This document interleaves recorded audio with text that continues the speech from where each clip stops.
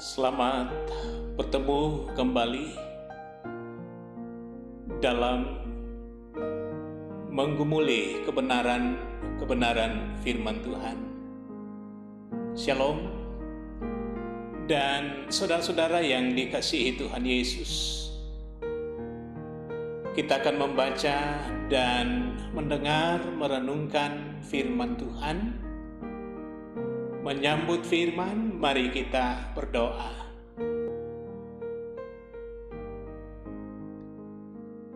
Bapa di sorga,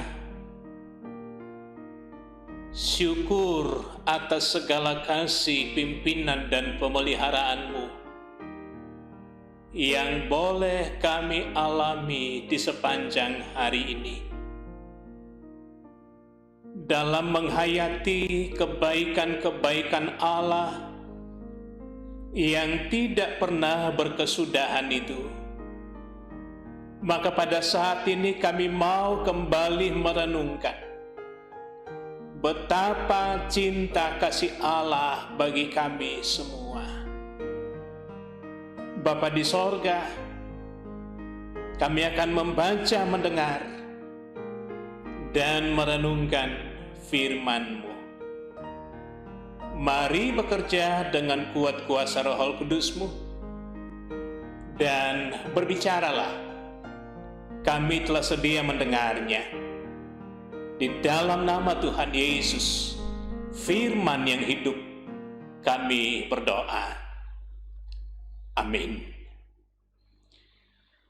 Saudara-saudara yang dikasihi Tuhan Yesus, di kesempatan ini kita akan menghayati apa arti kalau dikatakan perjumpaan yang mengubah hidup. Dan bacaan firman Tuhan dari Kejadian 32 ayat 22 sampai 31 tentang pergumulan Yakub dengan Allah. Dan saya akan baca di ayat yang ke-26. Lalu kata orang itu, "Biarkanlah aku pergi, karena fajar telah menyingsing." Sahut Yakub, "Aku tidak akan membiarkan engkau pergi jika engkau tidak memberkati aku."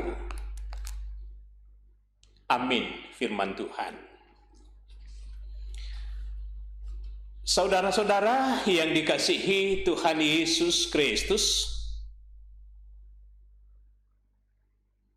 tentunya dari dalam kehidupan kita ada banyak bentuk perjumpaan yang kita lakukan, perjumpaan yang kita jalani dari hari ke hari.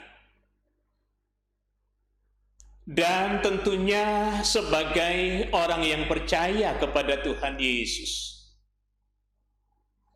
perjumpaan kita dengan Tuhan tidak hanya mewujud bagaimana kita mengenal dan tahu tentang hukum-hukum Allah, bagaimana kita bisa melakukan cara dan pola hidup yang baik dan benar, bahkan juga untuk tahu apa yang tidak benar di hadapan Tuhan. Tetapi menjalani kehidupan kita, bahwa betapa seringnya kita melakukan sebuah relasi yang diwarnai dengan perjumpaan dengan Allah kita. Bacaan kita berbicara bagaimana pergumulan Yakub dengan Allah. Dikisahkan bahwa Yakub hendak kembali ke Kanaan setelah sekian lama berada di padang Aram dalam berbagai pergumulan, dalam berbagai penderitaan-penderitaan yang dialami, dan juga bagaimana akibat yang muncul atas ulah tindakan dari Yakub sendiri. Dikatakan di pinggir sungai Yabok, Allah bergulat dengan Yakub. Allah hadir bagaikan seorang rupa laki-laki yang bergulat dengan Yakub sampai fajar menyingsing. Nah, menarik untuk kita cermati bahwa seluruh keluarga, seluruh ternak, seluruh harta benda yang dimiliki oleh Yakub sudah diseberangkan. Tetapi kenapa Yakub sendiri tidak berani untuk menyeberang? Bisa kita pahami, saudara-saudara, bagaimana perasaan takut masih mewarnai kehidupan seorang Yakub. Mungkinkah dia akan bertemu dengan Esau? Bahwa peristiwa 20 tahun yang lalu ada kejahatan, ada penipuan yang dilakukan oleh seorang Yakub. Dia menipu ayahnya yang sudah lanjut umur untuk mendapatkan berkat yang layaknya untuk Esau, hak kesulungan. Dan yang juga pribadi yang kita kenal, menukar hak kesulungan dengan makanan. Tetapi apakah Yakub dengan segala ketakutan dan rasa tidak berdaya menempatkan dia pada posisi yang sangat-sangat tidak berarti lagi? Ternyata tidak, saudara-saudara. Dikatakan dalam pergulatan Allah dengan Yakub, Allah mengakui betapa kuatnya Yakub, sukar untuk mengalahkan Yakub pada malam itu. Tetapi bacaan kita mengatakan bahwa ketika Tuhan memukul pangkal paha Yakub, sehingga pangkal itu terpelecok dan Yakub pincang. Saudara-saudara yang sama-sama dikasihi Tuhan Yesus, apa artinya dengan tindakan Allah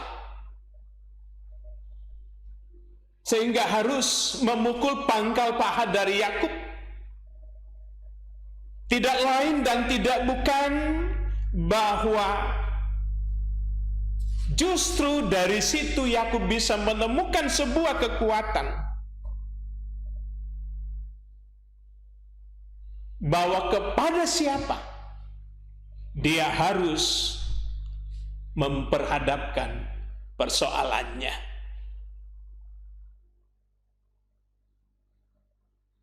Ketika Allah ingin meninggalkan Yakub, Yakub katakan, "Tidak, aku tidak akan membiarkan engkau pergi sebelum engkau memberkati aku." Yakub sangat-sangat sadar dan tahu bahwa orang yang ada di hadapannya bukanlah pribadi yang biasa, bukanlah manusia yang biasa, tetapi sangat paham bahwa itu adalah Allah. Karena itu tidak tanggung-tanggung Yakub meminta untuk diberkati. Saudara-saudara yang sama-sama dikasihi Tuhan Yesus, perjumpaan Allah dengan Yakub membuat seorang Yakub menjadi sadar bahwa ternyata yang bisa menolong Yakub bukan kekuatannya, bukan kemampuannya, bukan pada apa yang dia miliki, melainkan hanya Allah saja. Sendi pangkal paha yang terpelecok sehingga pincang mau mengatakan bahwa pada saat itu Yakub tidak bisa lagi mengandalkan, tidak lagi bisa bertumpu pada kekuatannya sendiri, melainkan harus mengandalkan Allah. Yakub diubahkan dari seorang yang menipu, dari seorang yang penuh dengan kebohongan, penuh dengan dusta. Tuhan rubah kehidupannya menjadi Israel, menjadi pejuang pembela, menjadi tentara Allah. Dan tidaklah berlebihan kalau dikatakan bahwa justru Yakub berhasil dari dalam kepenatan, dari dalam pergumulan yang amat hebat, dia meminta belas kasih Allah. Aku tidak akan membiarkan engkau pergi jikalau engkau tidak memberkati aku. Saudara-saudara, apa yang bisa kita ambil dari firman Tuhan ini? Bisa jadi pengalaman kehidupan Yakub. Mungkin ada yang sama dengan pengalaman kehidupan kita. Menjadi gambaran pengalaman masa lalu kita. Ataukah juga dalam bentuk yang lain. Bahwa ternyata kita pernah jauh dari hadapan Allah. Ada banyak hal yang tidak menyenangkan hati Tuhan yang kita lakukan. Tetapi satu hal yang kita mau renungkan bersama-sama, bahwa apapun masalah kita, sehebat apapun itu, kita tidak lari kemana-mana, kita tidak lari kepada kekuatan kemampuan apa yang kita punya, tetapi kita datang kepada Tuhan. Hal yang berikut yang bisa kita renungkan, saudara-saudara, kalau kita mau keluar dari sebuah persoalan, tidak harus dengan cara yang licik, tidak harus mengkambing hitamkan orang lain, tidak harus mencari siapa yang bisa kita korbankan, tetapi benar-benar di dalam mencari solusi setiap persoalan kita, bagaimana memperhadapkan itu, datang di hadapan Allah. Hal berikut yang bisa kita lihat, bahwa untuk keluar menjadi seorang pemenang, ingat, Yakub diberikan gelar menjadi Israel, pejuang pembela Allah. Tidak secara langsung diberikan kepada Yakub, tetapi dikatakan terkadang Allah mengizinkan kita, menempatkan kita pada titik nol, pada titik pergumulan yang sangat hebat dan dahsyat, sebelum Dia mengubah kehidupan kita. Artinya apa? Jangan jauhi persoalan, jangan tinggalkan masalah, jangan coba untuk mengandalkan kemampuan kita, tetapi biarkan Tuhan yang bekerja, berkarya di dalamnya. Saudara-saudara yang sama-sama dikasihi Tuhan Yesus, dengan firman pada saat ini, perjumpaan yang membarui hidup, tentunya kita pun menginginkan kehidupan yang semakin menyenangkan Allah. Apa yang dialami oleh Yakub di Sungai Yabok tidak lagi seperti yang kita alami. Dengan pergumulan kita zaman sekarang, persoalan-persoalan di tengah masyarakat, bangsa, negara, ataukah dalam keluarga kita. Satu hal, dengan berjumpa dengan Allah, dengan membawa pergumulan kehidupan kita kepadanya, maka pastilah hidup kita semakin diubah, semakin dituntut untuk hidup dengan baik dan benar, hidup yang mengandalkan Tuhan, hidup yang diberkati oleh Allah. Terpuji nama Tuhan. Haleluya. Amin. Mari kita berdoa. Bapa di sorga, terima kasih firman-Mu pada saat ini. Teladan kehidupan yang dijalani oleh seorang Yakub kiranya menjadi sebuah teladan untuk kehidupan di saat sekarang ini. Kami tidak lari kemana-mana, kami tidak mengandalkan diri kami, kemampuan kami. Tetapi biarlah Tuhan yang memproses kami dengan cara-Mu sendiri. Kami sadar persoalan selalu ada, keluh kesah silih berganti, ada dan mewarnai kehidupan kami. Tetapi satu hal yang kami yakini, kasih Allah tidak pernah berubah di kehidupan ini.